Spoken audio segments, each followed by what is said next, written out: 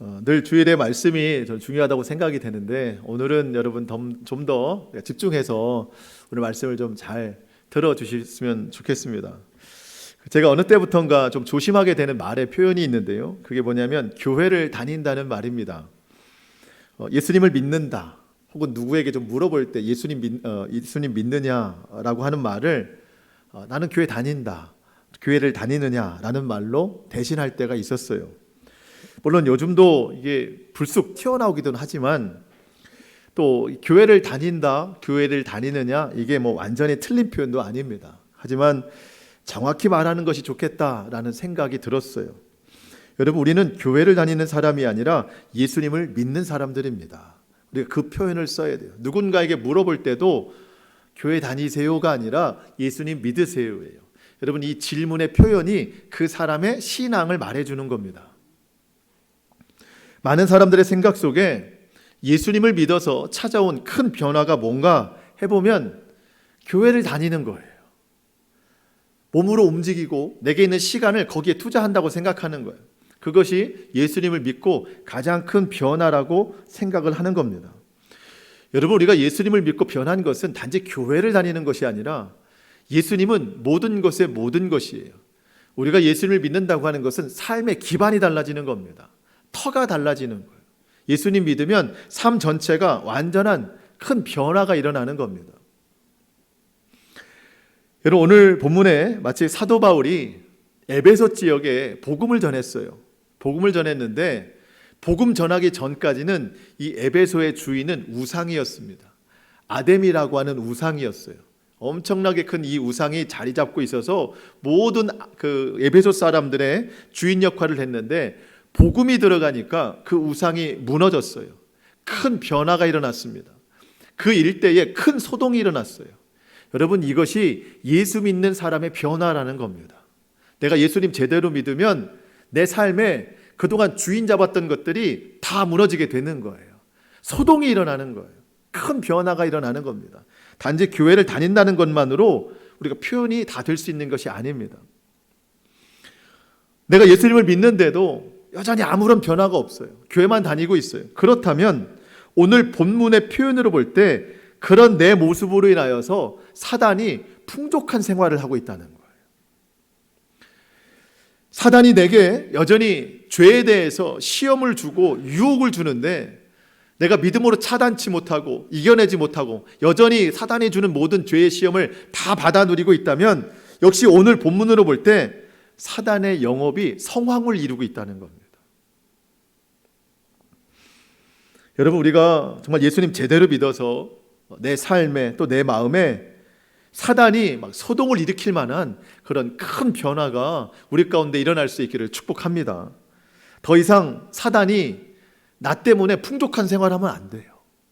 나 때문에 사단의 영업이 더 호화로워지면 안 된다는 겁니다. 호황을 누리면 안 된다는 거예요.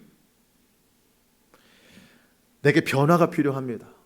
예수님이 내 안에 들어오셨으니 완전한 변화가 필요하다는 거예요. 오늘 본문을 통해서 우리가 이러한 결단이 일어날 수 있기를 축복합니다. 오늘 본문이 속한 사도행전 19장은 사도 바울의 3차 전도 여행을 기록하고 있습니다. 사도 바울이 전도 여행을 많이 다녔는데 그 중에 세 번째 여행인데 장소는 에베소예요. 에베소. 말씀드린 것처럼 이 에베소는 큰 우상에 사로잡혀 있는 지역이었습니다. 또 마술사들이 성행하는 곳이었습니다. 마술사는 뭐냐면 점치는 사람들이에요.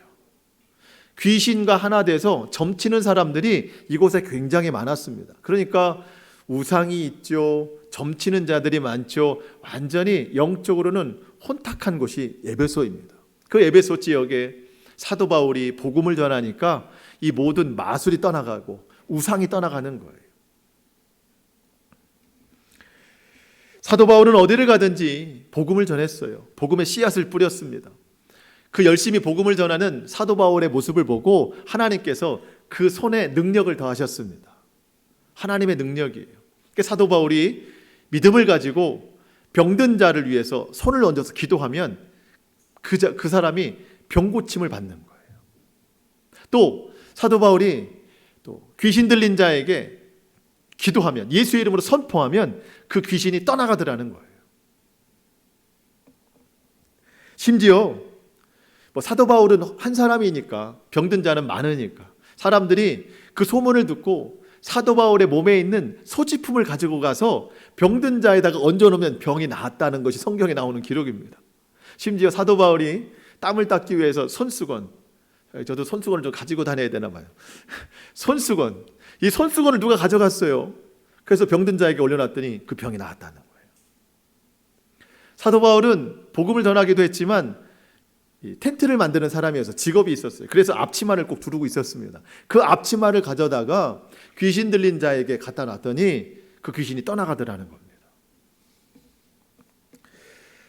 정말 전 대단한 믿음이라고 생각해요. 그 손수건 가지고 가신 분이 누군지 정말 대단한 믿음 같아요.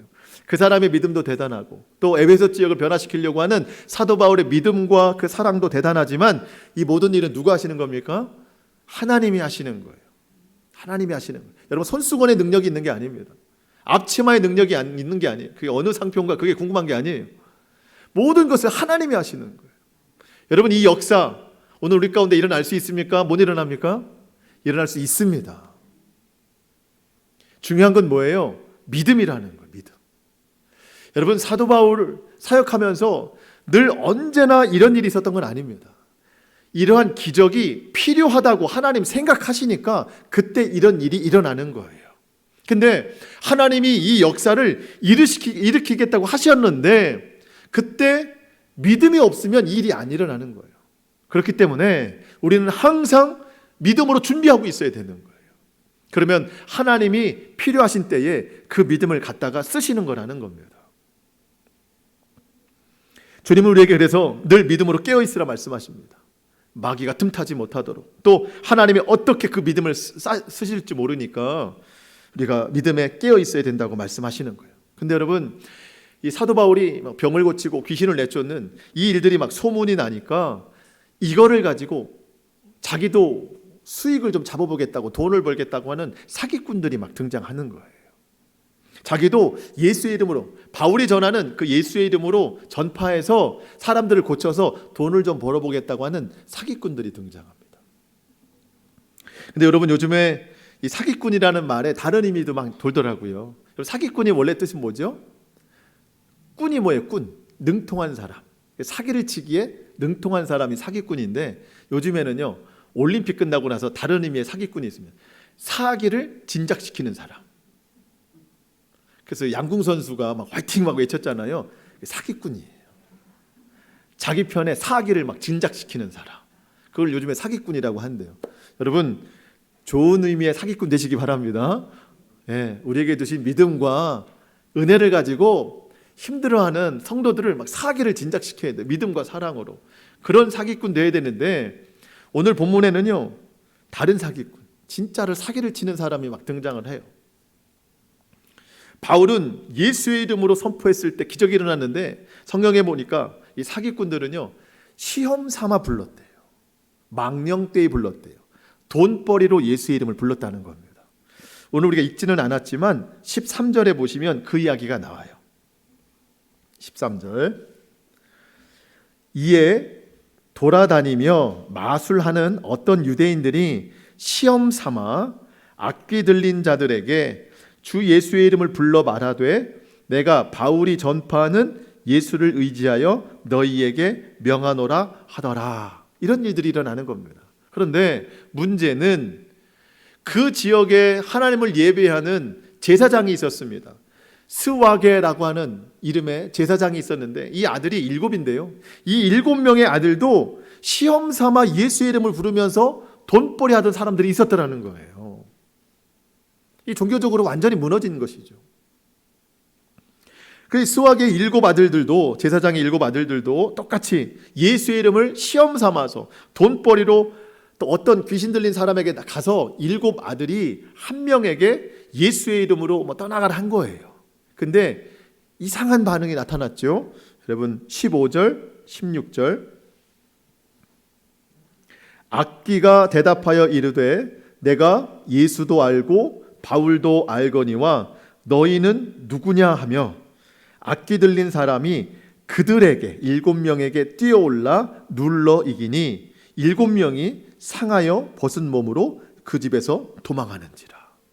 여러분, 시험 삼아서 예수의 이름을 부르면은요, 악귀를 이길 수가 없어요. 여러분, 7명이 되들어도 악귀 들린 한 사람을 이길 수가 없습니다. 여러분, 그런데 진짜로 예수의 이름을 믿음으로 선포하면은요, 여러분, 예수님이 거라사 지방에 가서 귀신 들린 사람 만났잖아요. 나중에 보니까 한 사람 몸에 귀신이 몇 개였어요? 2,000개나 있었어요. 예수님께서 명하셨습니다. 그 사람 몸에서 떠나가라 했더니 2,000개나 되는 귀신이 도망가는 거예요. 여러분, 우리가 예수님 제대로 믿으면 귀신이 몇 개 되든지 다 이겨낼 수 있습니다. 근데 믿음이 없으면은요, 7사람이 달려들어도 귀신 하나 이길 수가 없는 거예요. 여러분, 우리의 믿음이 어떠해야 되느냐는 거죠. 여러분, 우리의 믿음이 진실한 믿음, 제대로 된 믿음 될 수 있기를 축복합니다. 우리의 입술을 통해서도 분명히 선포될 수 있어요. 예수의 이름으로 떠나가라. 그러면 귀신은 반드시 떠나가게 될 줄 믿습니다. 중요한 것은 이 일로 에베소에 있는 많은 사람들이 두려워하더라는 겁니다. 이 우스꽝스러운 일로 사실 위기였죠. 위기였는데 이것이 오히려 기회가 되더라는 겁니다. 사람들 생각이 그런 거예요. 야, 예수의 이름에는 대단한 능력이 있나 보다.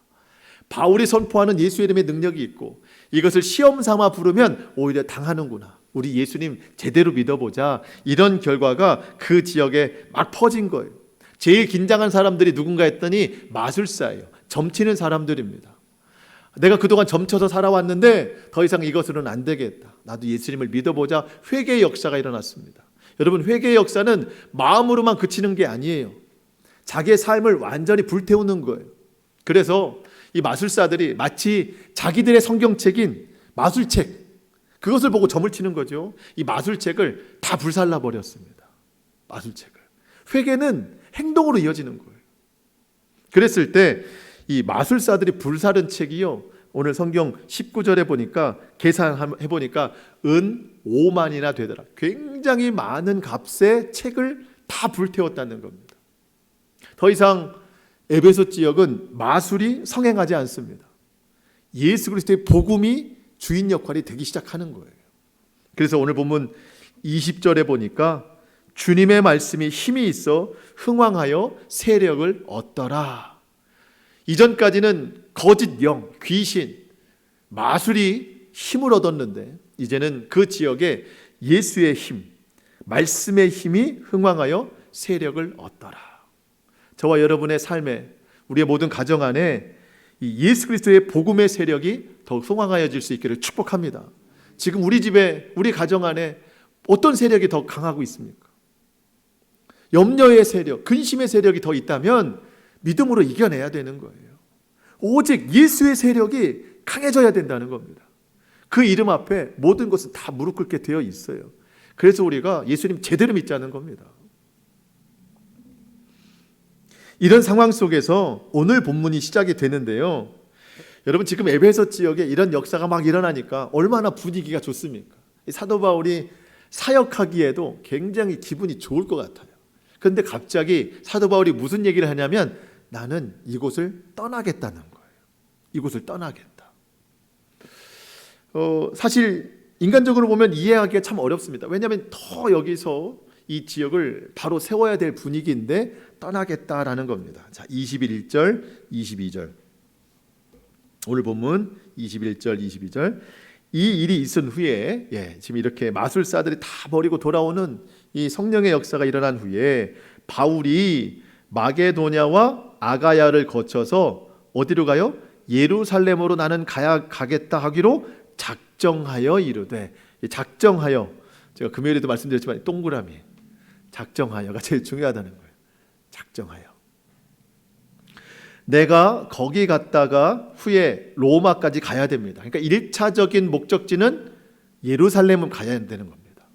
그 다음 최종 목적지는 로마까지 가야 됩니다. 이렇게 해서 22절, 자기를 돕는 디모데와 에라스도 두 사람만 먼저 마게도냐로 보내고 바울은 아직은 조금 더 남아 있어야 되는 겁니다. 이제 곧 갈 거예요. 여러분, 인간적으로 보면은요, 지금 사실 이 굉장히 좋은 영적 분위기 가운데 더 있어서 이 에베소 지역을 견고하게 복음으로 세우는 것이 중요할 것 같은데 바울은 작정했습니다. 가기로. 근데 여러분 여기서 이 작정하여라는 말이요, 우리말하고 원어의 해석이 조금 달라요.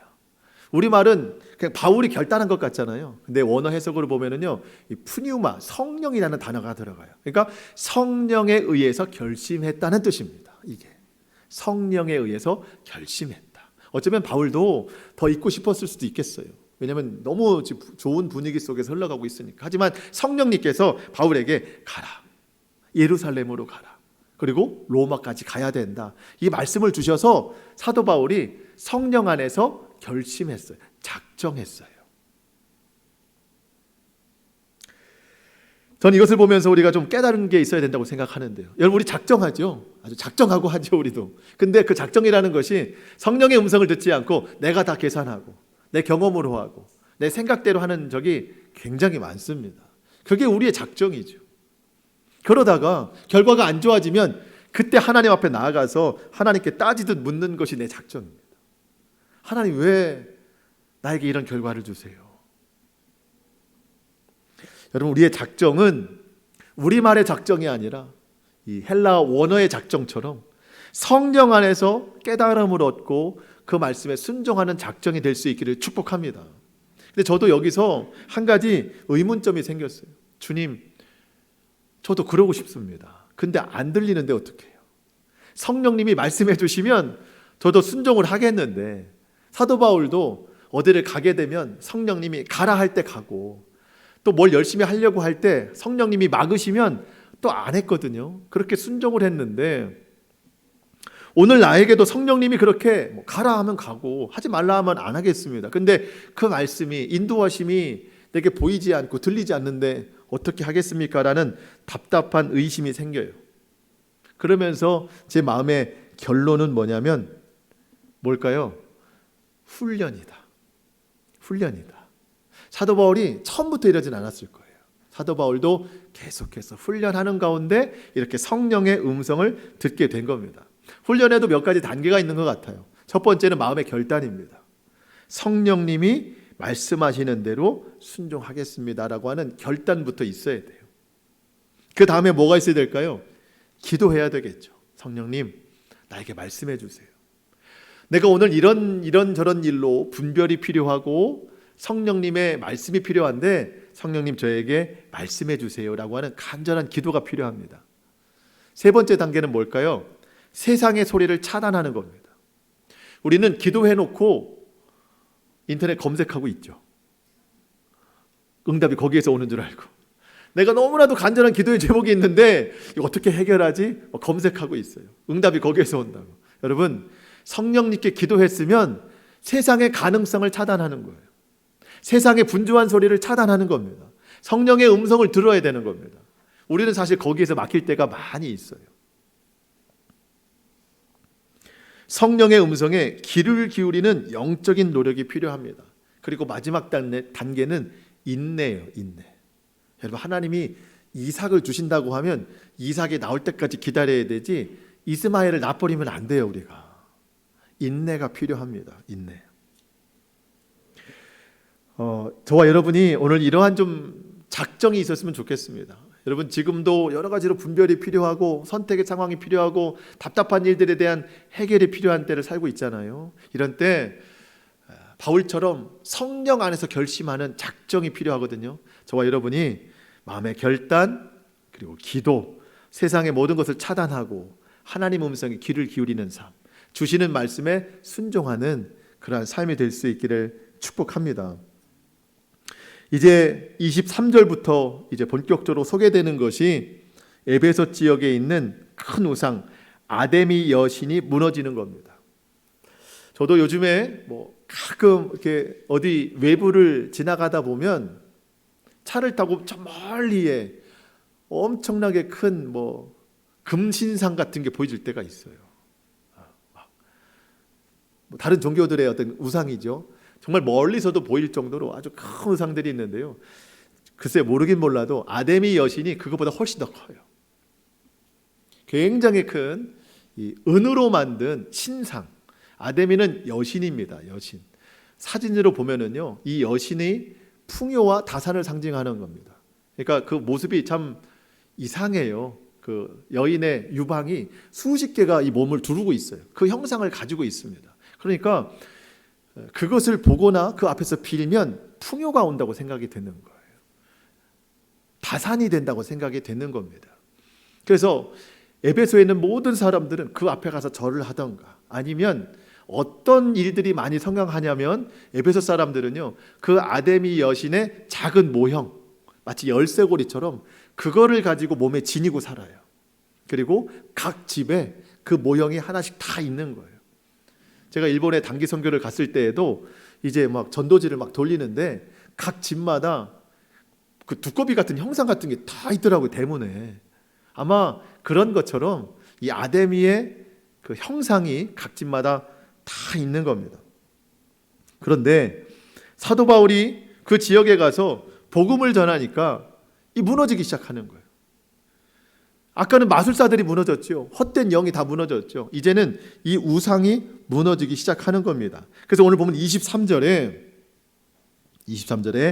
그때쯤 되어 이 도로 말미암아, 십자가의 도, 복음, 이 도로 말미암아 적지 않은 소동이 있었으니, 지금 에베소 지역에 소동이 막 일어났습니다.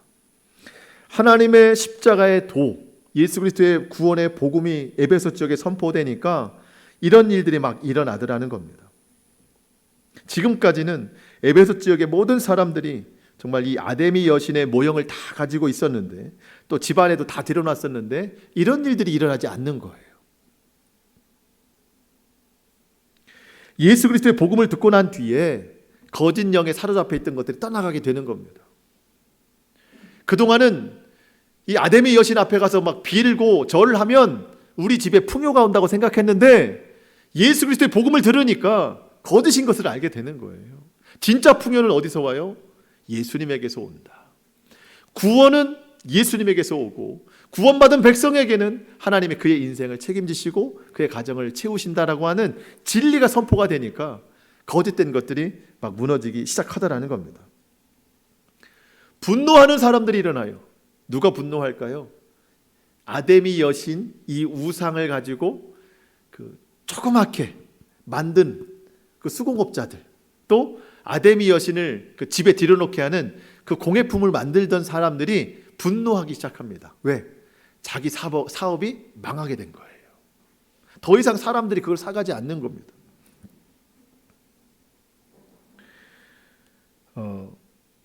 이 사람들이 사도 바울을 고발하는 겁니다. 마치 이 에베소 오기 전에 사도 바울이 빌립보라는 지역에 갔는데 기도할 때를 찾고 있다가 저기서 한 여인이 걸어오는데 귀신 들린 여인이었습니다. 이 사람은 귀신 들린 여인인데 점을 쳐가지고 그것을 돈벌이해서 다른 사람들에게, 자기 주인에게 나눠주는 사람이었죠. 그때 바울이 예수의 이름으로 그 여인에 있는 귀신을 쫓아내고 그랬을 때 더 이상 점을 칠 수 없으니까 그 주인들이 사도 바울을 고발했던 것처럼, 오늘 이 에베소 지역에 이 아데미 여신의 그 은신상을 조각해서 만들던 사람들이 더 이상 영업을 할 수 없기 때문에 사도 바울을 고발한 거예요. 그 대표적인 주자가 누구냐면 데메드리오라고 하는 사람입니다. 이 사장이에요, 사장. 거의 24절부터 26절까지 제가 읽을 건데요, 여러분 눈으로 한번 보시면서 이게 참 중요합니다. 24절, 즉 데메드리오라 하는 어떤 은장색이 은으로 아데미의 신상 모형을 만들어 직공들에게 적지 않은 벌이를 하게 했습니다. 이제 데메드리오가 그 직공들에게 그러한 영업하는 자들을 모아 이르되, 여러분들도 알거니와 우리가 풍족한 생활을 했던 것이 바로 이것 때문이었는데, 이 생업 때문이었는데, 이 바울이 에베소뿐 아니라 거의 전 아시아를 통하여 수많은 사람을 권유하여 말하되, 사람의 손으로 만든 것들은 신이 아니라 하니 이는 그대들도 보고 들은 것이라. 27절 맨 앞에 보니까 우리의 영업이 천하여질 위험에 놓였다. 망하게 됐다. 사도 바울이 선포한 복음 뭐죠? 사람의 손으로 만든 건 신이 아니다. 오직 신은 하나님 한 분뿐이시다. 그 하나님은 우리를 사랑하셔서 우리를 구원하시기 위해 예수님을 보내주셨다. 예수님을 믿는 자마다 구원을 얻는다. 그 예수님의 이름에 능력이 있어서 그 이름이 선포되는 곳마다 병든 자가 낫고 귀신이 떠나가는 역사가 일어납니다. 우리에게 풍요를 주시는 분은 오직 예수님이십니다. 이 복음이 그 지역에 선포가 되니까 우상 사업이 안 되는 거예요.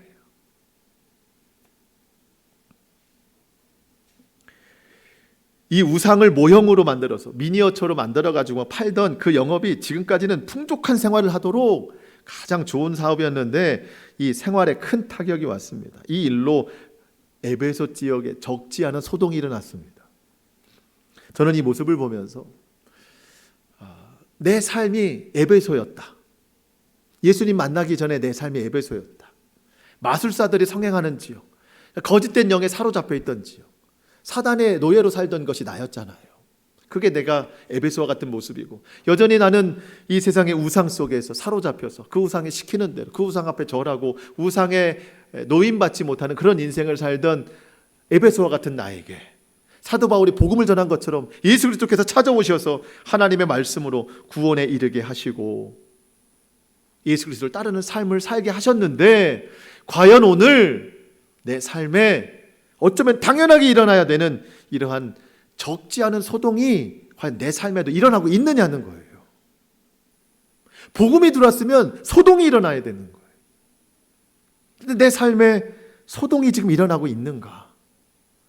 여러분, 진리가 선포가 되면 진리가 아닌 것들은 떠나가게 돼요. 떠나가는데 그냥 떠나가지 않아요. 막 소동을 일으켜요. 예수님이 내 안에 거하시면 이전의 주인인 사단이 소동을 막 일으켜야 되는 거예요. 영업을 못하게 됐으니까. 근데 내가 예수님을 믿는데도 아무런 변화가 없으면 제대로 믿고 있는 게 아니라는 거예요.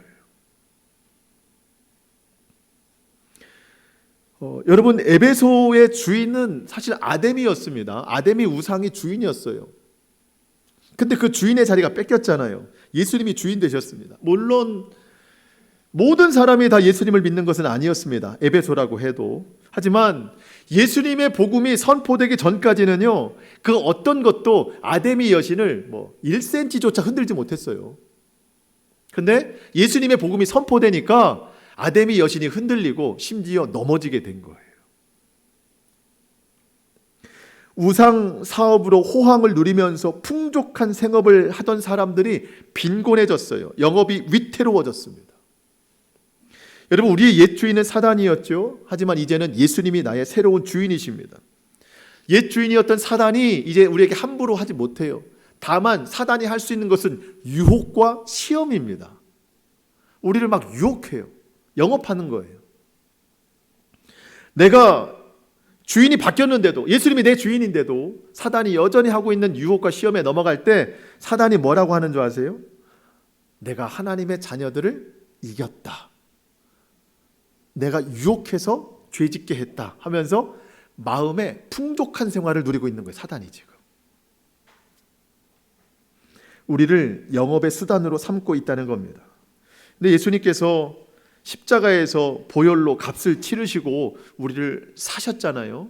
사단이 거기에 동의를 하거나 각서를 쓴 것도 아니에요. 하나님의 일방적인 사랑으로 우리를 자녀 삼아 주셨습니다. 그렇기 때문에 더 이상 우리는 사단의 영업도구가 되면 안 된다는 거예요. 사단에게 풍족한 생활을 주는 그 수단이 되면 안 된다는 거예요. 십자가의 도가 멸망하는 자들에게는 미련한 것이요 구원받는 우리에게는 하나님의 능력이라. 십자가의 도가 우리 가운데 들어왔기 때문에 하나님의 능력이 나타나야 돼요.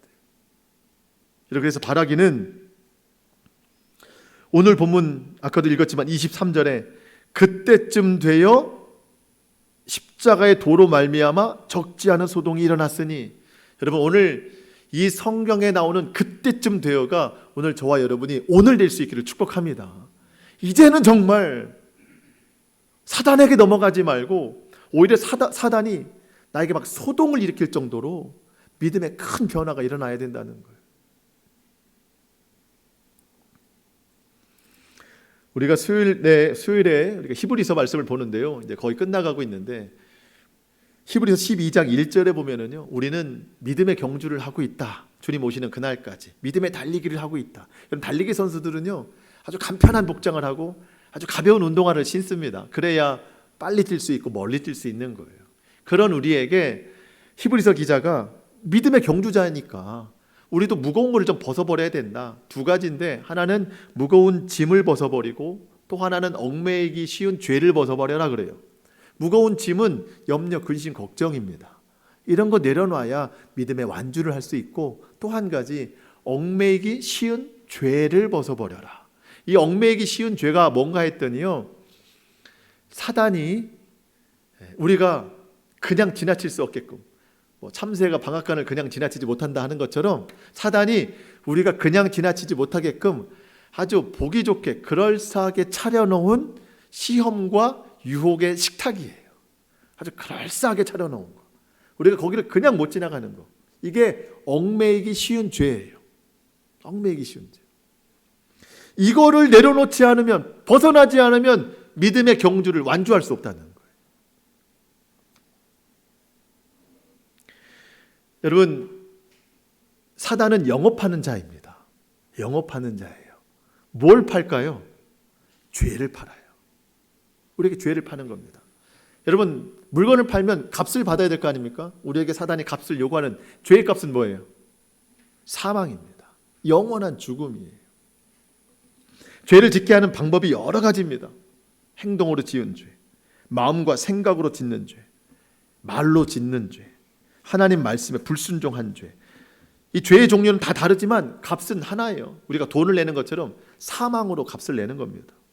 여러분, 이 시대 보세요.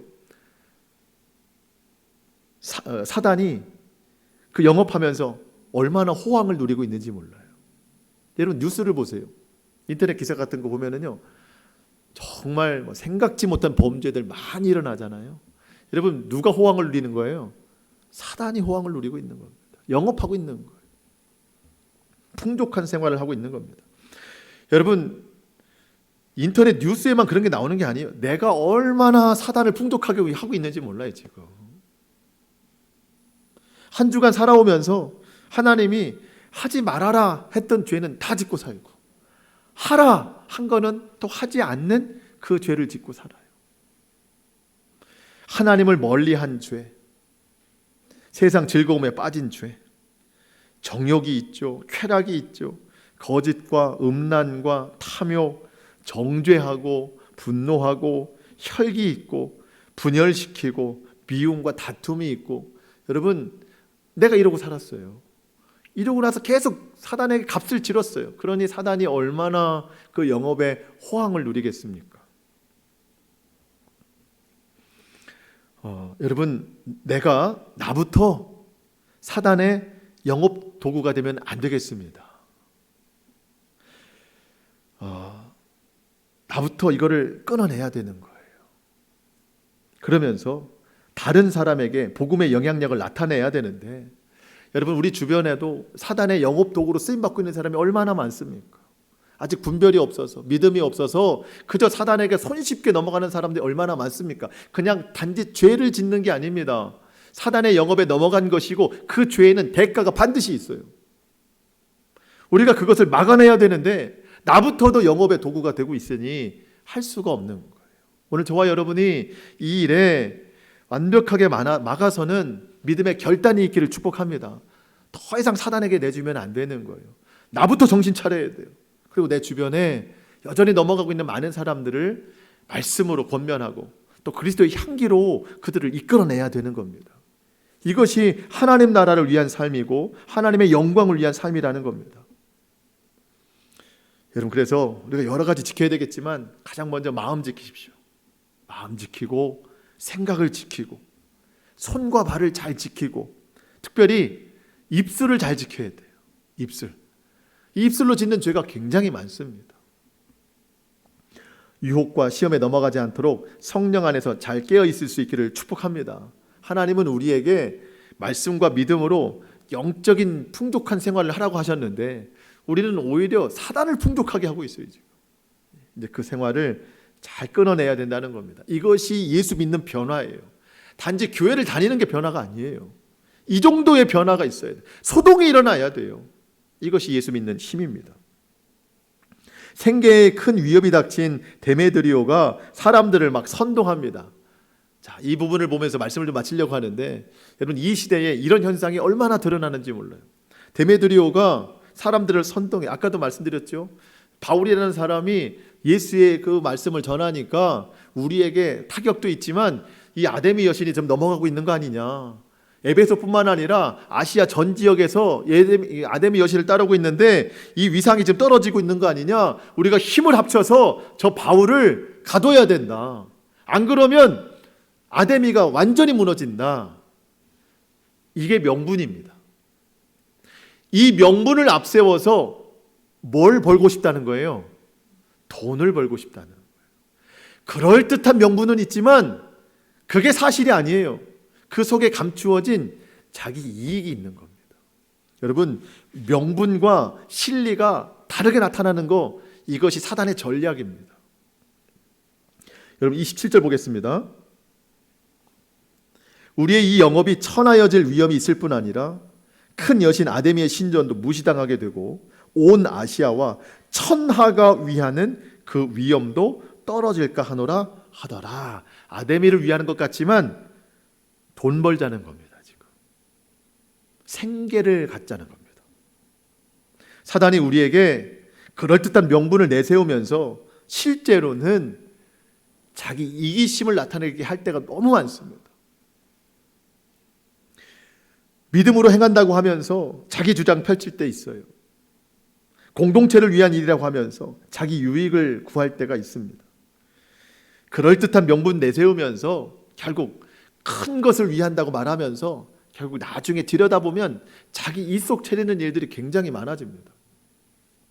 주님 오실 날이 가까울수록 이런 현상들은 더 많아집니다. 그럼 제가 디모데후서 3장 1절 이하의 말씀을 좀 읽어드릴 건데요.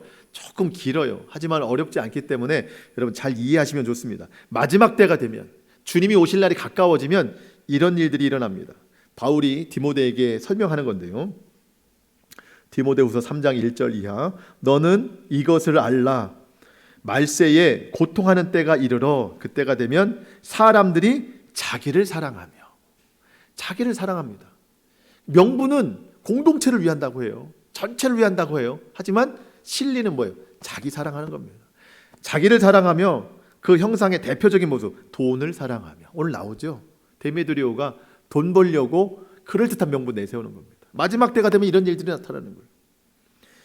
사람들이 자기를 사랑하며 돈을 사랑하며 자랑하며 교만하며 비방하며 부모를 거역하며 감사하지 아니하며 거룩하지 아니하며.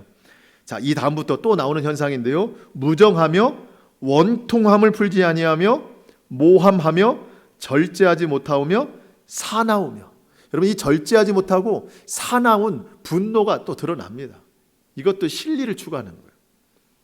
선한 것을 좋아하지 아니하고 배신하고 조급하며 자만하며 쾌락을 사랑하기를 하나님 사랑하는 것보다 더하다. 여러분, 사람들이 이런 모습을 고의적으로 나타내지는 않습니다. 명분은 그럴듯해요. 하지만 그 속에 감춰진 것이 자기를 사랑하는 것이 분명히 있다는 겁니다.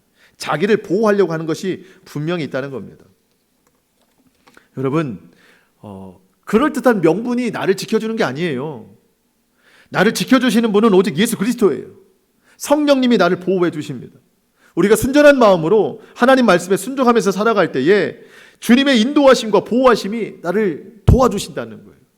주의 막대기와 지팡이가 나를 안위하시나이다. 그거를 기대해야지 내가 나를 보호한다고 그럴듯한 명분으로 앞세워서 결국 속임이 있으면 안 된다는 겁니다. 첫 번째로 드러난 이 명분 아래 가려진 실리가 돈이었잖아요. 돈 벌려고 아데미 여신의 위상을 막 섬기는 것처럼 했는데, 그 다음 나타나는 그럴듯한 명분에 가려진 실리가 뭐냐면 분노예요.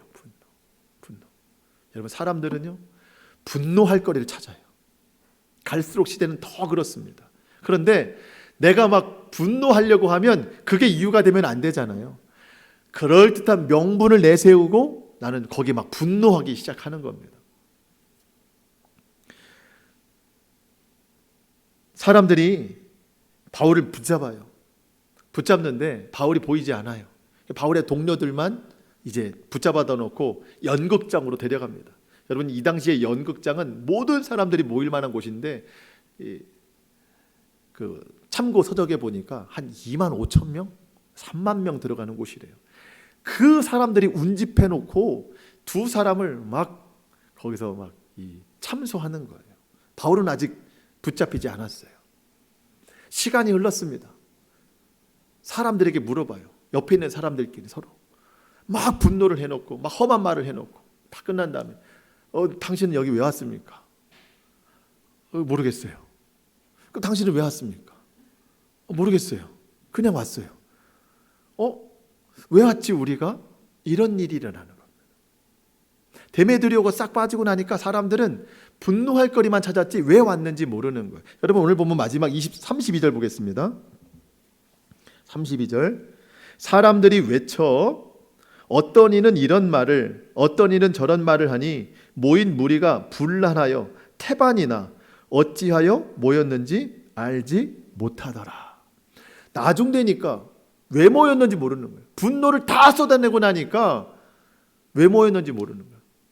명분은 사실 있었어요. 근데 그 명분이 사라지니까 실리만 드러나는데 분노하러 왔구나. 분노하러 왔구나.